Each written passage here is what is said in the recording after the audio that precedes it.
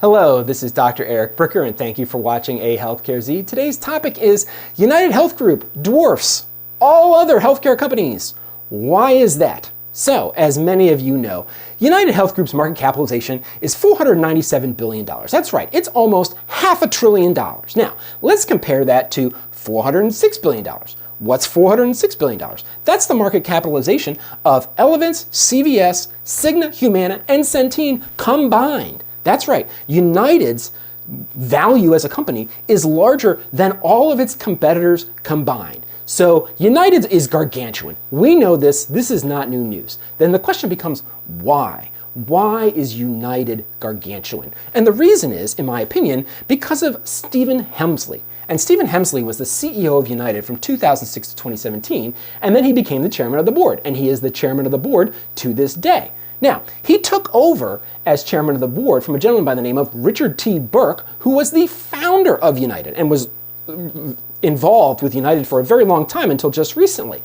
And I'll leave a link in the show notes to my video on Richard T. Burke, the founder of United Healthcare, as well. Now, Stephen Hemsley, before he became the CEO, he was the COO from 1998 to 2006, and then before that, he was the CFO of Arthur Andersen, where he had worked for 23 years. That's right.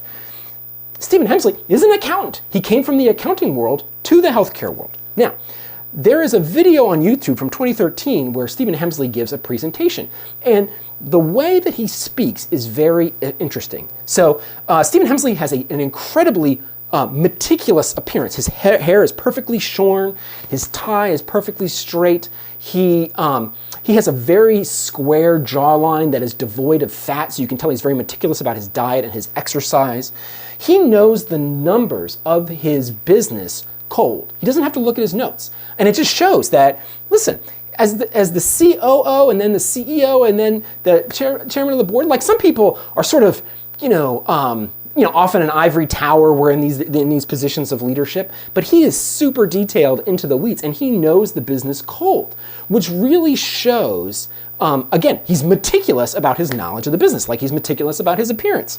Okay, he has incredibly precise diction, and you can often tell how a person thinks by how they talk.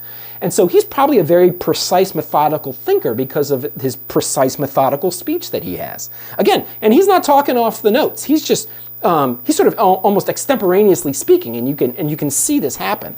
Okay, he also has a very flat affect, which means that he doesn't show any emotion when he speaks, and then he's incredibly dispassionate when he talks as well. Healthcare, unfortunately, it involves people dying and suffering, and frankly, it involves a lot of people lying in bed covered with urine and feces. Okay, that's what healthcare is. Okay, and believe me, what he talked about is not that. So he's incredibly separated in terms of what he's talking about vis-a-vis what healthcare really is. Okay? Now, so he's hyper-rational, and hyper-rational people tend to lack empathy. I can't say that for sure about him, but in general, people who are hyper-rational lack empathy. All right, who are some other hyper-rational, hugely successful people that have driven the success of their organizations? Bill Gates, Jeff Bezos, Mark Zuckerberg, and Elon Musk.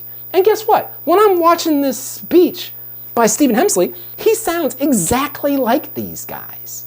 And so I think the key driving difference that makes United different from all these other organizations is really two things. One, Stephen Hemsley oversaw the creation of Optum in 2011. So that was really a business model innovation where United is both on the supply and the demand side of healthcare. So in other words, they win kind of no matter what. But you can't just have the business model innovation. You also need to have relentless execution. And you can tell by Stephen Hemsley that he is the top of the food chain when it comes to the relentlessness at United. Just like Gates and Bezos and Zuckerberg and Musk were the top of the food chain with their relentlessness at their individual organizations. And you can't have a wildly successful organization without relentlessness at the top, because it's the relentlessness at the top that then drives the relentlessness throughout the culture of the organization. I would argue that United has a culture of relentlessness that is superior to their competitions. So when you combine their business model innovation of Optum with their relentlessness, you end up with a market capitalization that is larger than all your competition combined. But there is a warning. And that is, what else is relentless? Sharks are relentless. Sharks are relentless in their eating, highly successful. But like most animals and people and organizations, your greatest strength is also your greatest weakness.